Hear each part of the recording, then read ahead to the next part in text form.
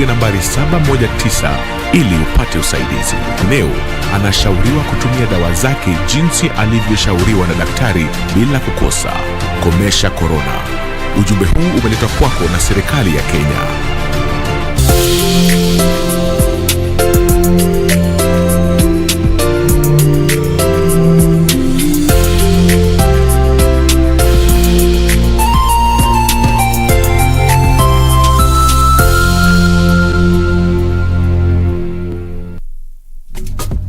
This is where it all began.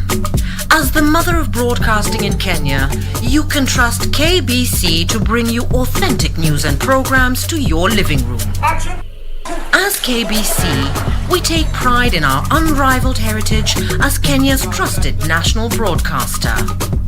Commanding over 92% digital television signal coverage of our country, 23 radio services that cut across our entire language spectrum,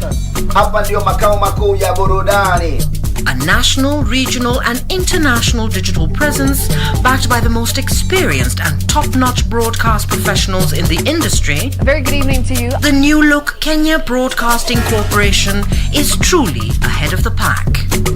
Turn to the mother of broadcasting in Kenya for stories that resonate with our identity, our aspirations as a people united in purpose. Real stories of hard work, of passion, of creativity, of big dreams. Stories that cement our nationhood. Stories that bring us together as one. We take pride in our shared heritage and destiny. KBC. Informing, educating and entertaining Kenyans as one nation. KBC. Kenya's listening. Kenya's watching.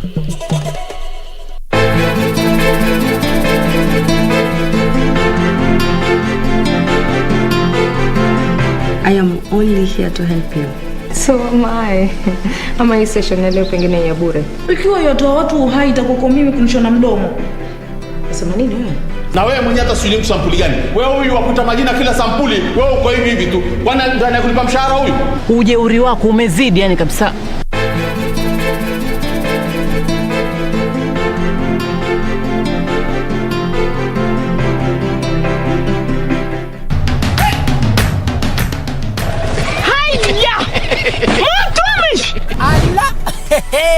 Nissan Serena ndio hii. Na unaweza kuwa wewe ndio tunapikia simu. Kodi ya Nissan Serena ni NS. Alafu kisha kwenye amount ni 50 bob. Hii Nissan Serena tunakupatia na shilingi 50. Kujiunga na QuickBid ni rahisi. Enda kwenye M-Pesa, bonyeza paybill kisha weka business number 4032353. Kwenye account weka kodi ya bidhaa unayotaka na bid yako ya chini zaidi. Kwa mfano TV 16. Kisha weka shilingi 20 tu kama idadi yako. Weka bid yako pia kwenye www.quickbid.co.ke. Kumbuka, bid ya chini zaidi ya kipekee ndio hununua. QuickBid, bidhaa bora kwa bei ya chini. Virusi vya korona huenea unapokaribiana na mtu aliyeambukizwa kupitia matone, haswa wakati anapokohoa au kupiga chafya, na pia kwa kugusa sehemu au vifaa vilivyo na virusi hivi. Ukihisi dalili kama vile kupandwa na joto, kikohozi, maumivu mwilini na ugumu wa kupumua, na unashuku ulikaribiana na mwadhiriwa, jitenge kisha piga nambari 719 ili upate usaidizi. Mtu yeyote anaishi na maradhi sugu kama vile virusi vya HIV, kifua kikuu, saratani na mengineo anashauriwa kutumia dawa zake jinsi alivyoshauriwa na daktari bila kukosa. Komesha korona. Ujumbe huu umeletwa kwako na serikali ya Kenya.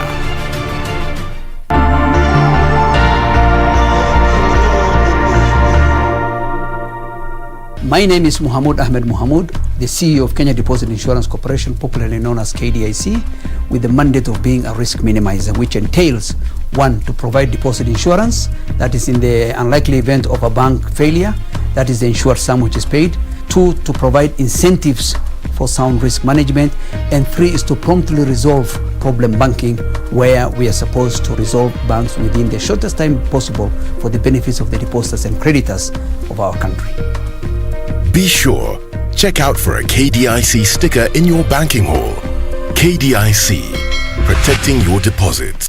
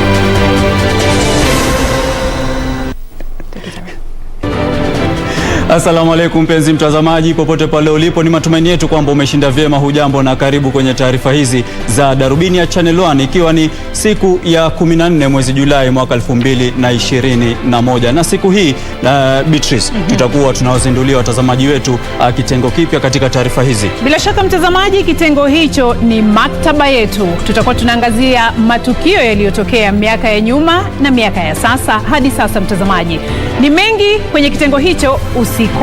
Na vile vile mtazamaji, tutakuwa tukijifunza lugha ya ishara, tuna taarifa za spoti, tuna taarifa za biashara na vile vile yaliyojiri humu nchini kama alivyosema mwenzangu. Na mtazamaji, kabla ya hapo tuanze kwa vidokezo. There are 99.99% more chances that Zakaria Okoth Bado is the biological father to the donor of the DNA generated from the fetus, that is Sharon Belin Otieno's child. Sasa ni bayana kuwa gavana Okoth Bado ni babake mtoto ambaye hakuwa amezaliwa na marehemu Sharon Otieno. Wakazi wa Kiambaa wasubiri kumchagua mbunge wao mpya baada ya kampeni kali.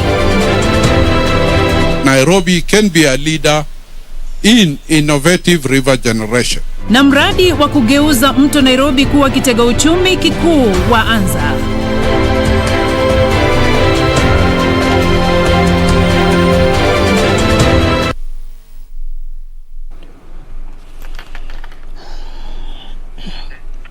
Na mtazamaji, kwa taarifa hizo na nyinginezo ni kwenye meza yetu ya Darubini ya Channel 1 jioni ya leo. Fuatilia taarifa hizi pia kupitia mtandao wa Twitter @KBC Channel 1, @Ahmed Juma Bhalo na @KBC Channel 1.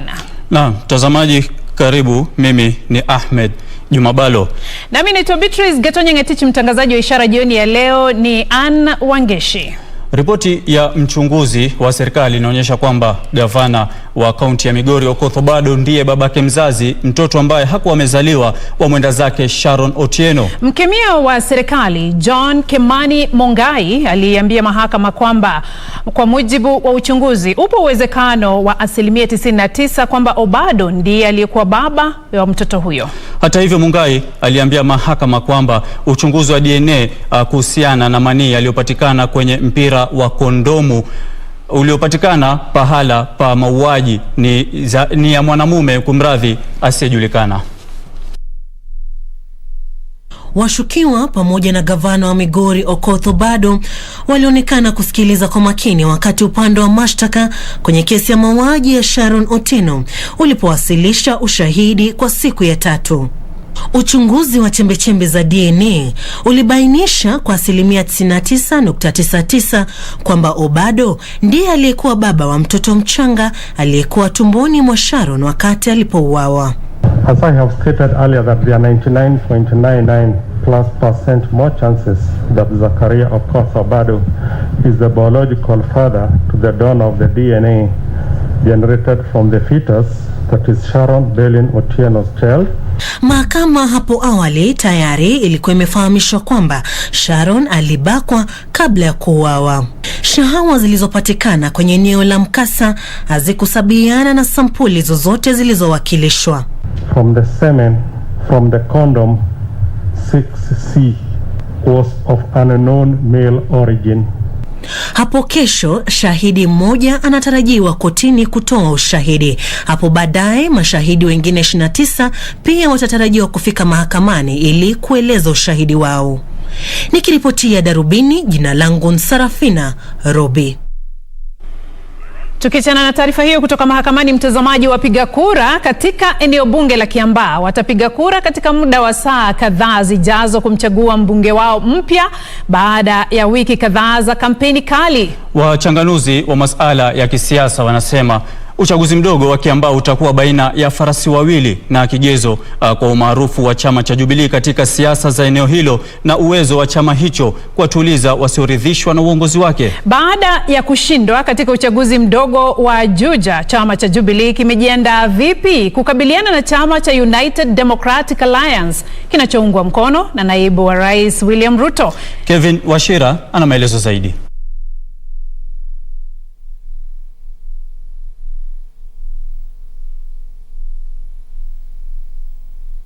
And we are happy with the kind of preparations that we have seen being undertaken by IEBC, and we have full confidence with what IEBC is doing. We want to ask our colleagues to allow our colleagues in Jubilee to allow the people of Kiambaa to elect the leader that they want to elect tomorrow without being intimidated, without selling fear or coercing them in any way.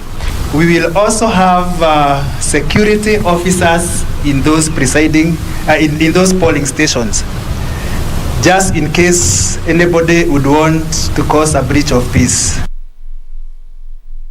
Kisumu Health.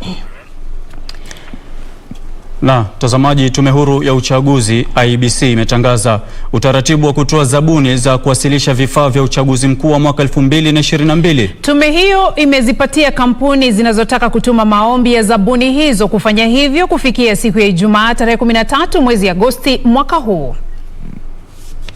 IEBC imeanzisha utaratibu wa utoaji zabuni za vifaa vya uchaguzi mkuu wa mwaka ujao kwa kampuni zinazotaka kutuma maombi yao.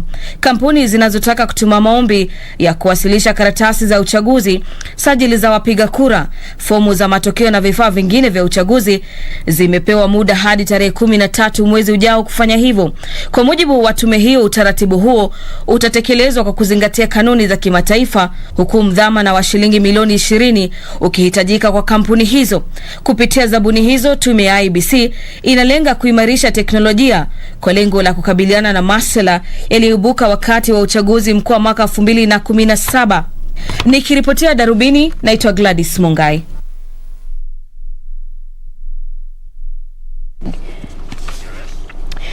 Dr. Joseph Kang'ethe Ng'ang'a aliyehudumu kama afisa mkuu wa elimu katika serikali ya kaunti ya Kiambu amekanusha madai ya kuhusika na matumizi mabaya ya pesa za umma katika kaunti hiyo. Ng'ang'a ambaye alikuwa mtahiniwa 16 kuhojiwa na jopo la tume ya IEBC alipendekeza tume hiyo ipe jukumu la kusimamia chaguzi za mchujo za vyama vya kisiasa ili isaidie katika kuhakikisha uadilifu. Wakati huo Juliana Ohonge Cherera anayehudumu kama mhasibu mkuu katika serikali ya kaunti ya Mombasa aliahidi kutumia ujuzi wake kuimarisha uadilifu iwapo atateuliwa kuwa kamishna.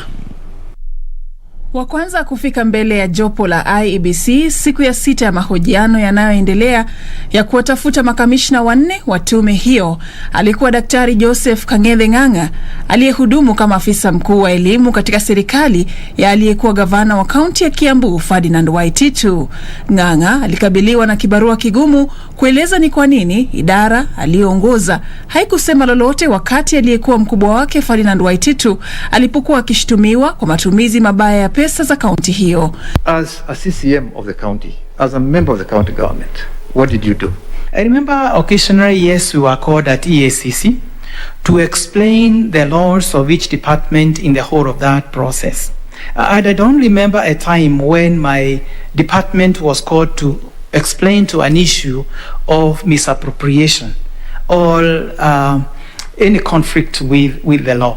Ng'ang'a ambaye alikuwa mtahiniwa wa 16 kuhojiwa na jopo hilo la IEBC pia alipendekeza tume hiyo ipewe jukumu la kuongoza chaguzi za mchujo za vyama ili kuhakikisha uadilifu na kuepusha ghasia. The party primaries are the critical drivers of the final candidature. Many a times they are carried out by the political party themselves. And some of the political parties may not have the structures for such a process. How I wish that there was negotiation between parties to use IEBC for them to be more credible. Mwingine aliyehojiwa leo ni Juliana Wonge Cherera anayehudumu kama mhasibu mkuu katika serikali ya kaunti ya Mombasa, ambaye alipendekeza kuunganishwa takwimu kati ya IEBC na idara ya usajili wa watoto wanaozaliwa na vifo ili kulainisha sajili ya wapiga kura. Since registration is a continuous process and cleaning up of the register is a continuous process, and people are dying every day and people are getting IDs every day. So that one, when it is interconnected electronically, it's going to be an easy thing. We won't have scenarios that after 5 years we still have dead people in the register. Naye Julius Kiplagat Rotich aliahidi kutumia ujuzi wake katika kuweka mipaka na teknolojia kuimarisha utendakazi wa tume hiyo.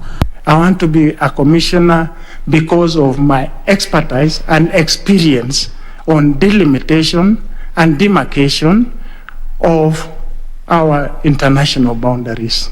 I wish to impart that experience on delimitation of constituency and ward boundaries. Watahiniwa wengine 18 wanatarajiwa kuendelea kuhojiwa kuanzia kesho hadi wakati shughuli hiyo itakapokamilishwa tarehe 22 mwezi huu. Nikiripotia Darubini, naitwa Safin Acheng Ouma. Mtazamaji, umefikia wakati wa kupata pumziko fupi, lakini kabla ya hapo niruhusu nizungumze kwa lugha ya Kimombo. Anasema behind every successful man there's a woman. Na hivi leo mtazamaji, kabla ya kuelekea kwenye mapumziko, ndipo sasa tunakuletea sehemu mpya ya maktaba yetu, ambapo tunakuletea mwanzilishi wa taifa hili hayati Mzee Jomo Kenyatta, wakati huo akimtambulisha kwa mara ya kwanza aliyekuwa mama taifa Mama Ngina Kenyatta kwa umma. Tazama.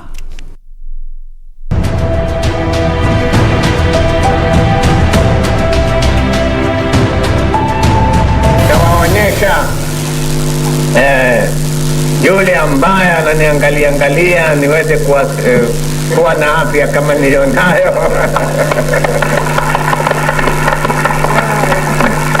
Basi sababu ndiye Mungu wangu ukiwa nimefanya namna hiyo, basi aliyene ambaye ananiangalia yuko wapi? Mama, kuja sema jambo kwa wananchi. Huyo ni Mama Ngina. Hamjambo wananchi. Asanteni.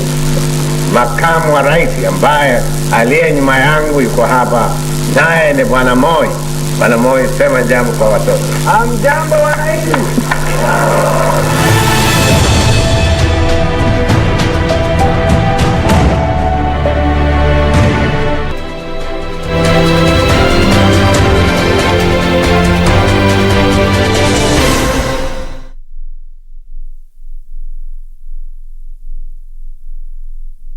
Kupata skiza tune ya mambo mema, dial *811*815#. Mambo mema huwaendea watu wanaosubiri, ila mambo mema zaidi huwaendea watu wanaoyatafuta.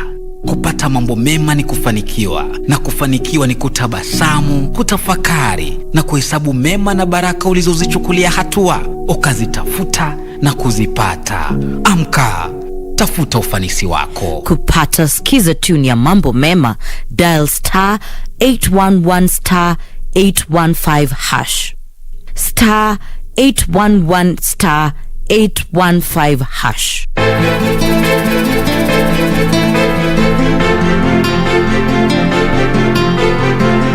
I am only here to help you.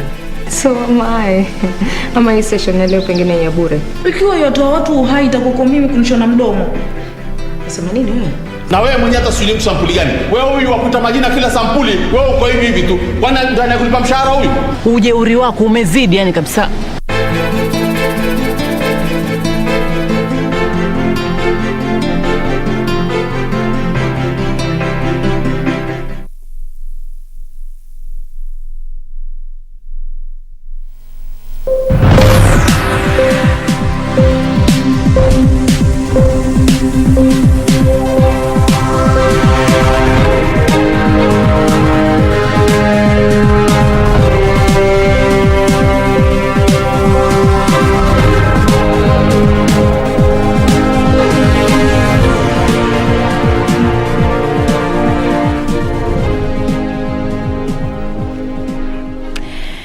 Na mtazamaji, kwa sasa tuangazie taarifa za biashara. KD yuko studioni tayari kukuletea zile za spoti mtazamaji, na vile tutaendelea kuangazia masuala mengine yaliyojiri humu nchini.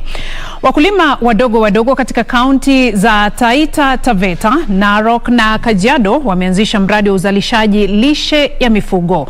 Wakulima hao wapatao 3,000 wanapania kupanda lishe ya mifugo kwenye ardhi ya ekari milioni 1.2 katika juhudi za kupiga jeki uzalishaji maziwa. Tazama.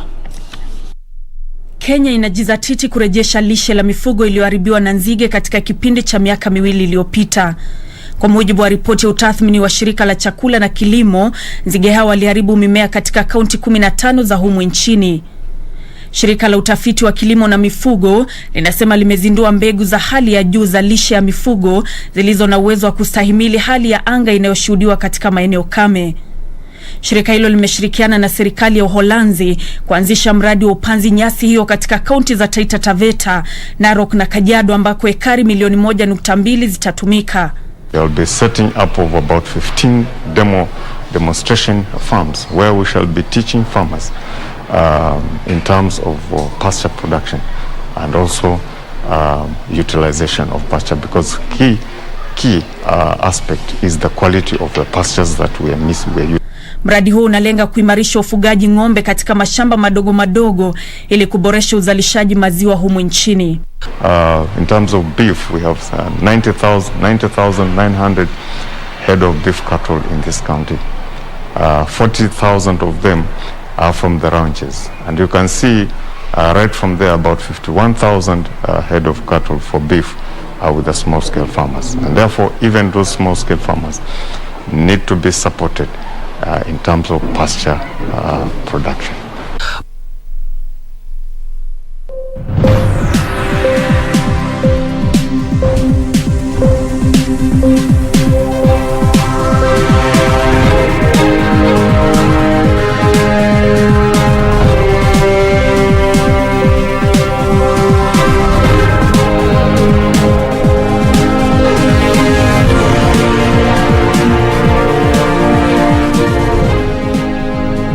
Kando na biashara mtazamaji, Rais Uhuru Kenyatta ameidhinisha uteuzi wa Balozi Anthony Okara kutoka Kenya na Profesa Shilat Lu wa Botswana kusaidia kuimarisha vita dhidi ya ugonjwa wa malaria barani Afrika. Wajumbe hao wawili wamejukumiwa kushirikiana na jumuiya za kiuchumi barani humu ikiwemo Jumuiya ya Afrika Mashariki, shirika la SADC na umoja na jumuiya ya ECOWAS katika vita dhidi ya malaria barani Afrika. Tazama. Rais Uhuru Kenyatta kwenye mamlaka yake kama mwenyekiti wa muungano wa viongozi wa bara Afrika wa kukabiliana na ugonjwa wa malaria ameidhinisha uteuzi wa wajumbe wawili maalum ili kuimarisha vita dhidi ya ugonjwa wa malaria barani humo. Rais amepongeza muungano huo kwa mafanikio yaliyopatikana katika kuanzisha kituo cha kukabiliana na ugonjwa wa malaria barani Afrika, akisema kituo hicho kitawezesha mataifa ya bara hili kubadilishana mawazo kuhusu mbinu bora ya kukabiliana na ugonjwa huo. Kiongozi wa nchi amesema ajenda yake ya kunakili kwenye mfumo wa dijitali mafanikio ya nchi hii na kubuniwa kwa mabaraza 15 ya sekta mbalimbali ya kukabiliana na malaria inaendelea. I'm happy to report that in Kenya we have now reduced the prevalence of malaria from 8% reported in 2015 to 5.6% this year. The number of confirmed malaria cases has also decreased from 113 per 1,000 persons to 86 per 1,000 persons. In addition, the proportion of patients and with malaria seeking outpatient treatment and services has reduced from 30% to 19%, while inpatient admissions have also decreased from 20% to 15%. Amepongeza muungano huo hasa kutokana na hatua ya kuhusisha zaidi vijana wa bara Afrika katika vita dhidi ya ugonjwa huo na kutoa wito wa kubuniwa kwa kikosi cha vijana wa bara hili ili kuboresha juhudi za kutokomeza ugonjwa huo. Muungano huo wa Alma unakabiliana na malaria na kushughulikia afya ya uzazi, mama, watoto wachanga na vijana walio balege. Nikiripotia Darubini, jina langu ni Jacqueline Masharia. Halmashauri ya utoaji huduma jijini Nairobi na viunga vyake inashirikiana na shirika la Umoja wa Mataifa kuhusu makazi katika mradi wa kuimarisha usafi wa maji ya mto Nairobi. Akizungumza kwenye hafla ya kutia saini mkataba wa maelewano katika bustani ya Michuki, mkurugenzi mkuu halmashauri ya NMS Meja Mohamed Badi amesema hatua hii itabadili mto Nairobi na kuufanya kuwa kitega uchumi. Halmashauri ya utoaji huduma jijini Nairobi na viungani mwake inatafuta njia za kuondoa taka katika mto Nairobi na kufanya kuwa rasilimali kubwa ya utajiri. Mto Nairobi unafahamika kwa utupaji takataka kiholela. A clean Nairobi river network will improve environment performance and quality of life along rivers and city at large. Changamoto kubwa kwa serikali imekuwa kuwahimiza wakaaji wa jiji la Nairobi kumiliki mto na kulinda dhidi ya uchafuzi kutoka kwa maadui wa mazingira safi. This river regeneration initiative can only begin if there is the will and to work together. When we talk about the regeneration of the river, let us also remember there is a great connectivity between water resources and forestry resources. With that understanding, we will be able to work together and complement each other. There is huge civic responsibility that will come with sustainability of the efforts that the government is making. Halmashauri hiyo inaamini kwamba kupitia juhudi za pamoja na nia njema, mto huo ambao mkondo wake unaanzia nyanja za juu za Nairobi na kupitia Ruai unaweza kubadilishwa kuwa kitega uchumi kikubwa. Yusufara nikiripotia Darubini.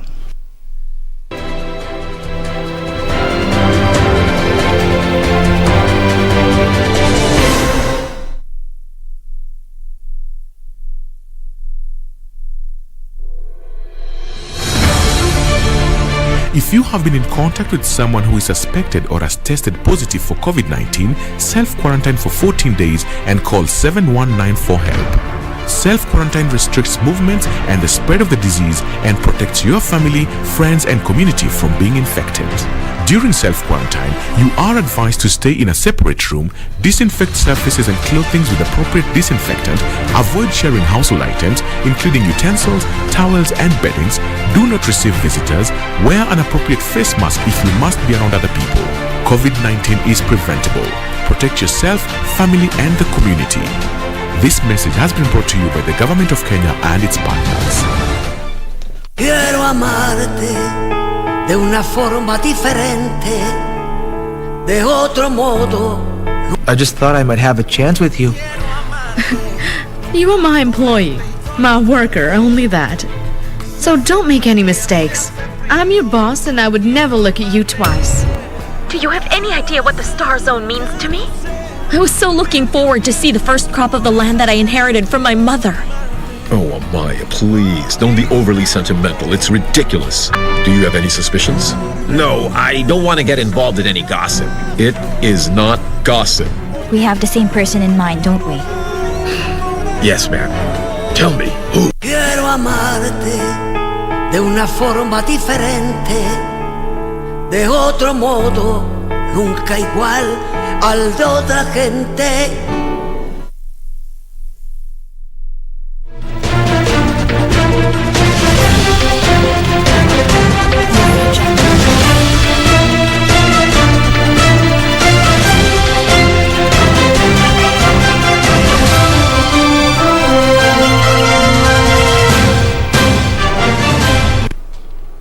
Mtazamaji, umewadia wakati wa kuvalia jezi ya spoti. Karibu. Kama kawaida, wengi wananiita Karanja David ama ukipenda KD. Shirikisho la soka humu nchini leo limezindua mkakati mpya wa soka upande wa kinadada ambao utasaidia kuangazia na kukuza soka ya kinadada humu nchini.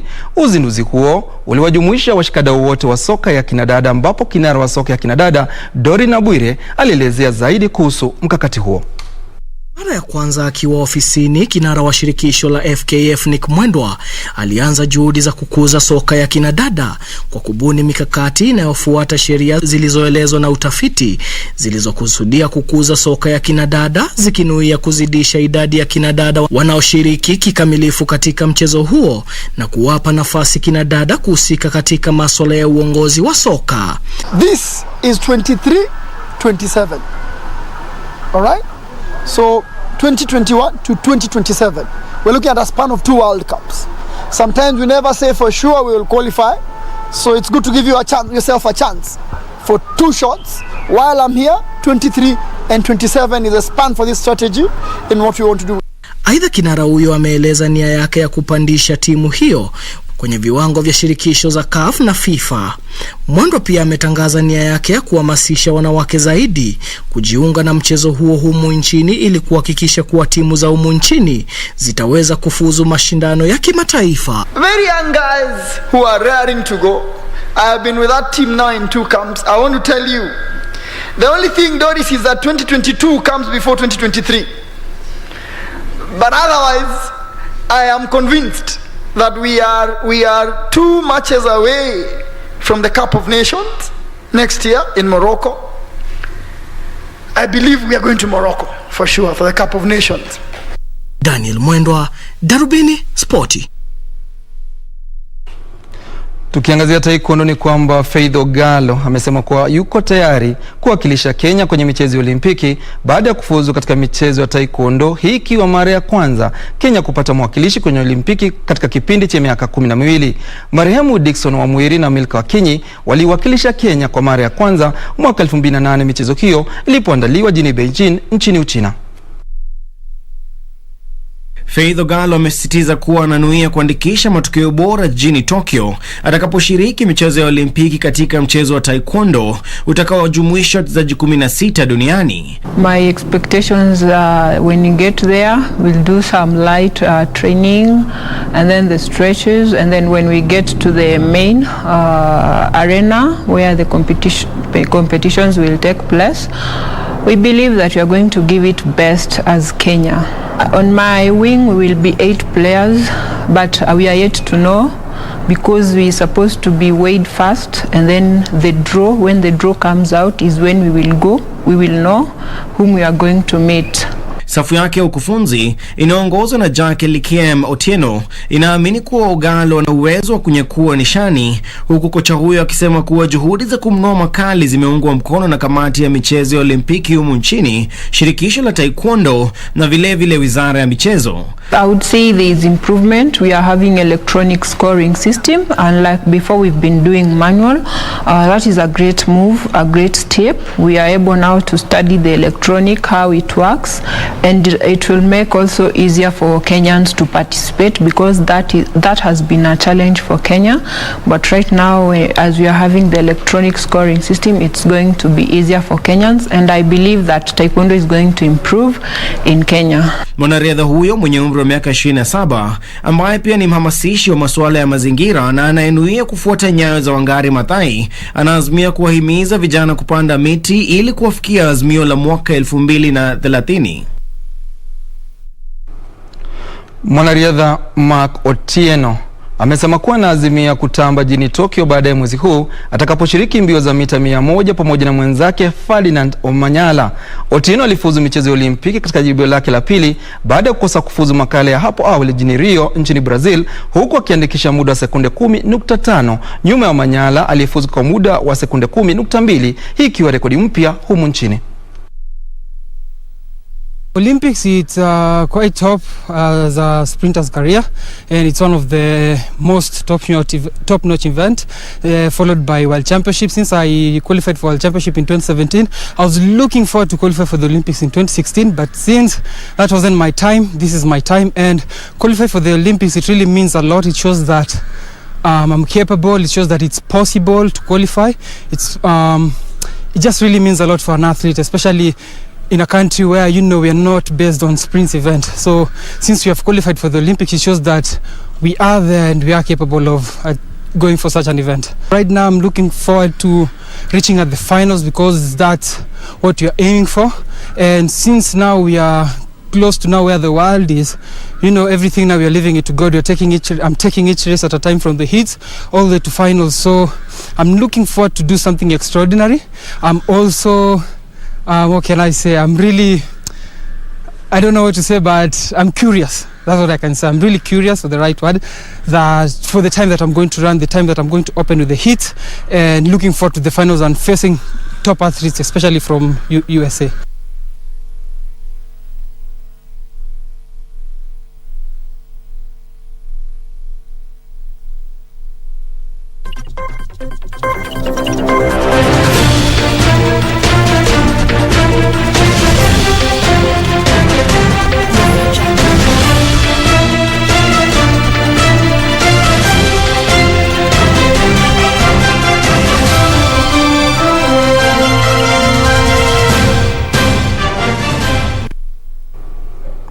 Mtazamaji, baada ya taarifa hiyo ya wanariadha wa kuziparakasa mbio za mita 100 Omanyala na Otieno, sina cha mno, narejesha baton kwake Bhalo na Gatonye, lakini kabla ya kuondoka kama kawaida, ukiniita KD utakuwa umegonga ndipo. Kwaheri kwa sasa.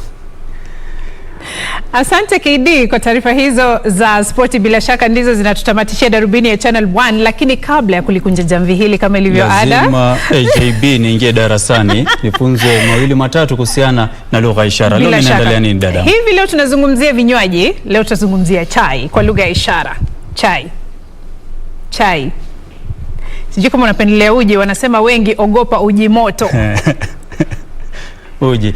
Mimi binafsi si mtu wa chai, zaidi wanapenda kahawa. Na ninapotoka kazini lazima nipitie pale Link Up Cafe nende nikapate kikombe changu cha peppermint mocha. Sasa mwenzangu, kahawa kama unataka kahawa ndio hivi sasa. Shukrani. Asante. Imekuwa fahari yetu mtazamaji kukuletea Darubini ya Channel 1. Natumai vile umeweza kujifunza lugha ya ishara, itakuwa vizuri kufanya hivyo. Na pia natumai umeweza kufurahia kitengo chetu kipya, sehemu mpya kabisa ya maktaba yetu. Naam, bila shaka mtazamaji. Na kufikia hapo hatuna la ziada. Mimi naitwa Ahmed Juma Bhalo, Maulana akiridhia inshallah tukutane hapo kesho. Assalamu alaikum. Asante sana mtazamaji kwa utazamaji wako. Hivyo alivyosema mwenzangu, hapo kesho majaliwa. Naitwa Beatrice Gatonye, mtangazaji wa ishara jioni ya leo. Ni Anna Wangeshi. Usiku mwema.